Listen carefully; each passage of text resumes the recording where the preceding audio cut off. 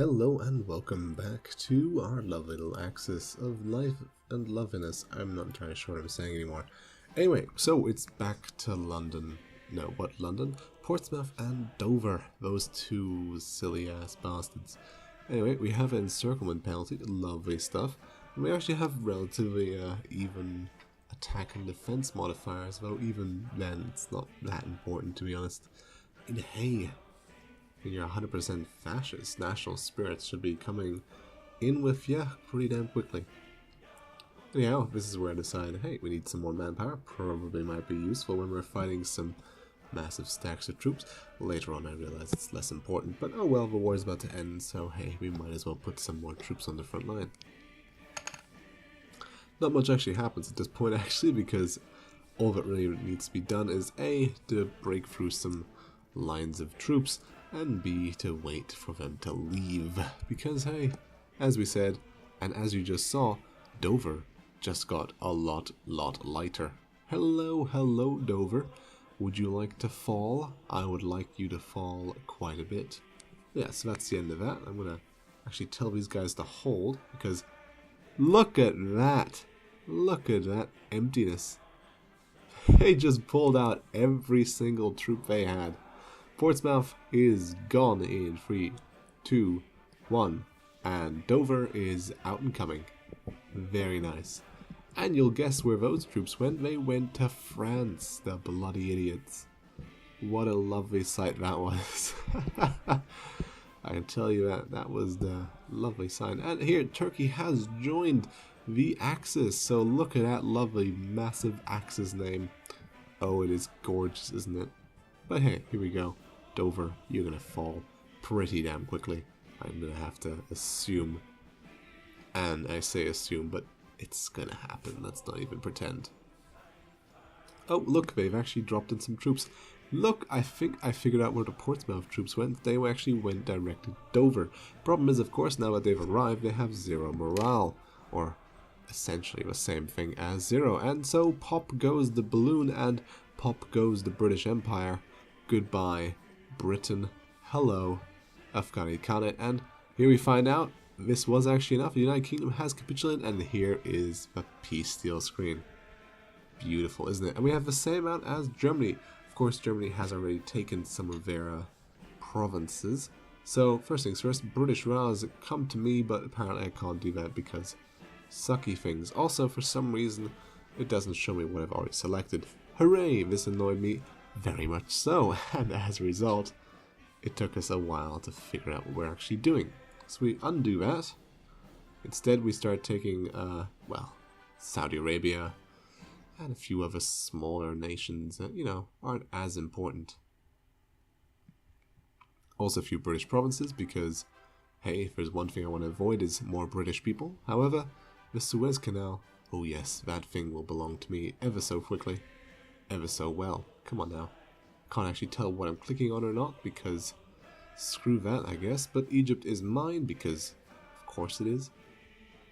Who else would Egypt belong to? Don't be silly.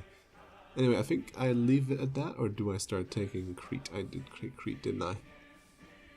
Good. And we'll do... I really want British Malaya, but I end up leaving it for now.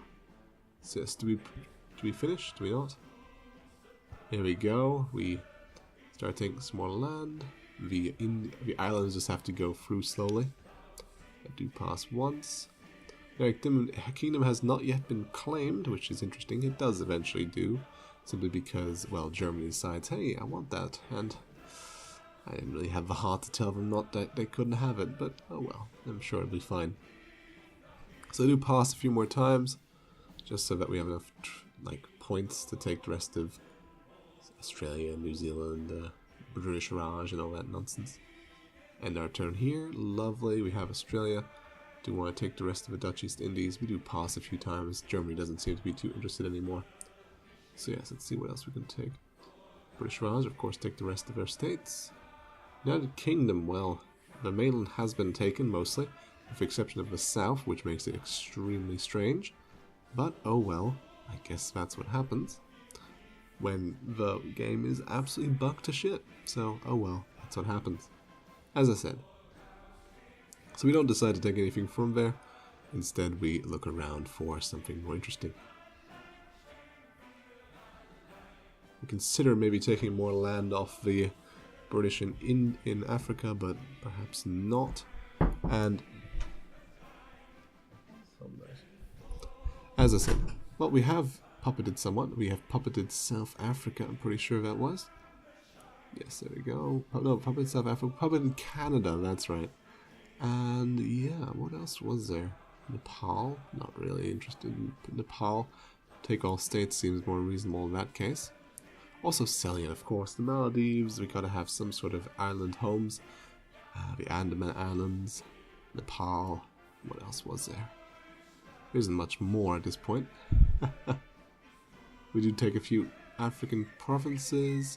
Gibraltar is of course taken by Spain in the first second. Not about to not allow that. And there's a lot of random states left for Britain. We decide to see what we can do about that, but most of the islands have already been taken, like the Gilbert Islands and so forth. So, oh well, that happened, I guess. So to take Kuwait, take Hong Kong, so forth, so forth. Yugoslavia. Well, there's nothing left of Yugoslavia, so not really that interested. Norway, we actually decide to puppet in the end because, hey, that'll be funny, wouldn't it?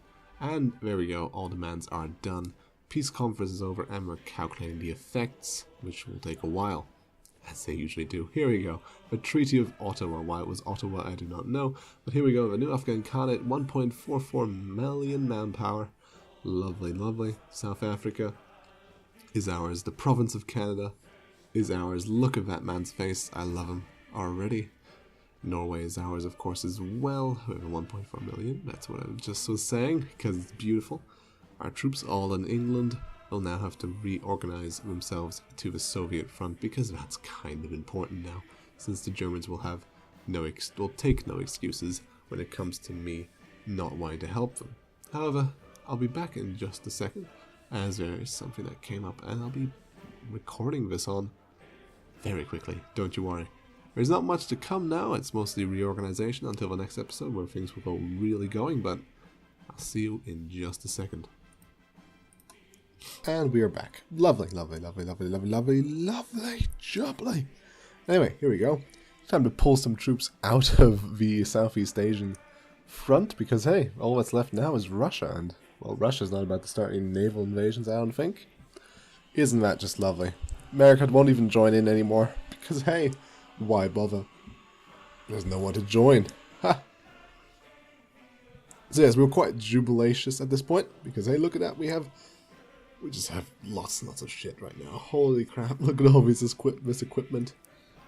It doesn't even matter anymore. At this point, it's just a matter of ruining the Russians' day. HOI4 has taken all of France. Lucky bastards. Kind of wanted that myself, or at least the stuff in Syria, because hey, it was I that conquered it with much, well, attempted bother. I don't know. Anyhow, now that Turkey's part of the Axis, there's going to be a huge influx of German settlers into, well, stuff. I'm still annoyed about the bad deal I got, because I couldn't actually tell what was taken or not, making things a bit difficult to choose. However, province of Canada, oh yes, you lovely thing. I've got 4 puppets now. Norway, Canada, South Africa, and of course, Belarus. The absolute mess that is Belarus. I feel kind of silly about it. We have a lot of planes now, though, because, you know, we stole them off the British, because, hey, why the heck not? We might actually start making fighter divisions and all sorts of stuff with them in a short period of time. For now, though, Germany decides that, well, enough is enough, let's help the Japanese. Problem is they do put themselves on my border with the Japanese, with the Chinese, which doesn't quite work. Simply because my border with the Chinese is not assailable from, because I am technically neutral, making that a ridiculous attempt at, well, being stupid, to be honest.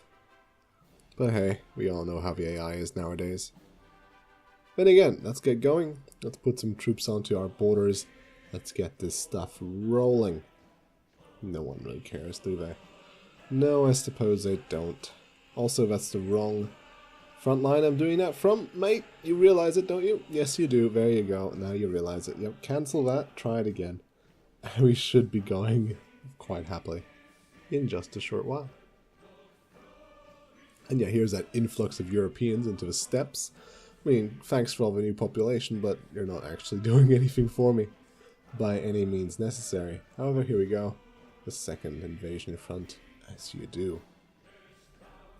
Italy still has that little tiny bit of Africa. Don't really think they earned it by any means. They more just suck in general. But hey, look at that. Lovely axis. Pretty damn big. Pretty damn awesome. Now it's just a matter of getting rid of the Soviets, which shouldn't take too long considering we have peace on the Western Front. Dun dun dun dun dun. And I actually start making a claim on Siam, which in itself is probably a bad idea, I have to say. Norway sadly doesn't have a cool man like Canada.